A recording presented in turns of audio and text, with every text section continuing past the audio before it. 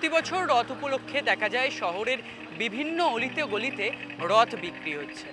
তবে এই যে রথ তৈরি হয়, সেই রথ কোথায় তৈরি হয়? শহর কলকাতার এমন কোনো জায়গা রয়েছে যেখানে আজও রথ তৈরি হয়? আসুন সেগুলি দেখব। তার পাশাপাশি এবছর যারা রথ তৈরি করছে তাদের ব্যবসা কেমন যাচ্ছে, কেমন রথের দাম এবং কি কি ডিজাইনের রথ পাওয়া যাচ্ছে সব কিছুই দেখে নেব।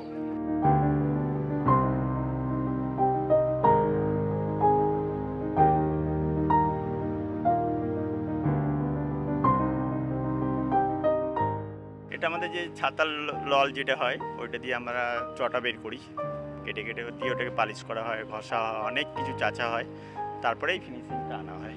আগে যেরকম রথ তৈরি হতো আমাদের, তার থেকে এখন তুলনায় অনেক কম হয়। এখন সেইভাবে হয় না, সেই জিনিসটা নেই আগের মতন, অনেক কমে গেছে, সব জিনিসেরই কমে গেছে। তেমন আমাদের রথেরও ব্যবসাও প্রত্যেক বছরেই যেমন আগে যেত, যেসব দিন আমরা কাটিয়েছি তার থেকে তুলনায় আমরা অনেক কম রথ বানাই। এখন বিক্রি হয়ে যায় কিন্তু কম রথ বানাই।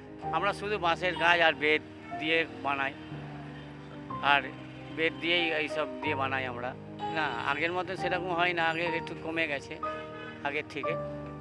তো এখন দেখি আমরা যদি আরও চাহিদা হতে পারে তাহলে ভালো হয়, প্রচারের উপরে নির্ভর আমাদের। হ্যাঁ, এখানে 3.5 থেকে 6 ফুট অব্দি এরকম আছে। দাম আছে আপনার 1.5 থেকে শুরু করে একেবারে 6,000 10,000। বড় রথগুলো অর্ডারের হয়, এইগুলো এমনি পাইকারি আছে। এই বছর ব্যবসাটা খারাপ যাচ্ছে বৃষ্টির জন্য, তাহলে ঠিকই আছে এমনি তো নর্মাল, অন্য বছরের থেকে একটু ডাউন। বিভিন্ন রকম খুব সুন্দর সুন্দর ডিজাইন। এখানে পুরী জগন্নাথও দেখলাম একটা, মানে পুরো সেম পুরী জগন্নাথ মন্দিরের মতন পুরো রথ বানানো। কালকে দেখেছিলাম, আজকে দেখতে পাচ্ছি না, সব অর্ডারই থাকে এগুলো।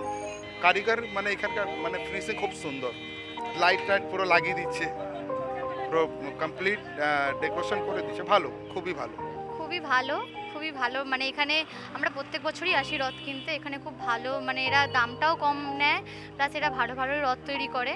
আমরা যখনই মানে রথযাত্রা, যখন আমাদের উৎসব হয়, আমরা এখানেই প্রত্যেক বছর আসি। এখানে রথ টানাও হয়, এখানে বড় বড় রথও বেরোয়। আমাদের খুব ভালো লাগে এখানে আসে, পছন্দ মতন। মানে এখানে আসলে সব জিনিসই এরা পছন্দ করে, এরা বানিয়েই রাখে, সব রথ বানিয়ে রাখে। আমরা পছন্দ করি, জাস্ট এখান থেকে আমরা পারচেস করি।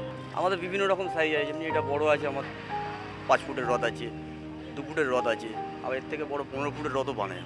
যখন পার্টি যেরকম বড় রথের অর্ডার দিতে বানাই, আর বিনা অর্ডারি রথগুলো আমরা টেম্পোরারি এরকম সাইজের বানাই, কোনো অর্ডার ছাড়া। ডিজাইন হচ্ছে আমাদের সব রকম, কোনোটাতে জগন্নাথের মুখ বসিয়ে দিই, বেদ বাঁশ এসব দিয়ে ডিজাইন করি, বাঁশের মধ্যে আমরা আগুন দিয়ে পুড়িয়ে নকশা করে কাজ করি।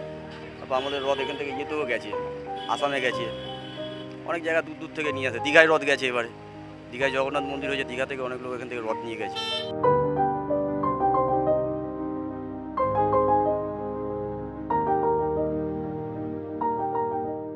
সারা বছরই এখানে দেখা যায় বিভিন্ন পুজো পার্বণ উপলক্ষে বিভিন্ন ধরনের শিল্পকলার কাজ করা হয়, এবং দেখা যাচ্ছে রথের ঠিক আগে রথ তৈরির কাজ এখানে রীতিমতো তুঙ্গে।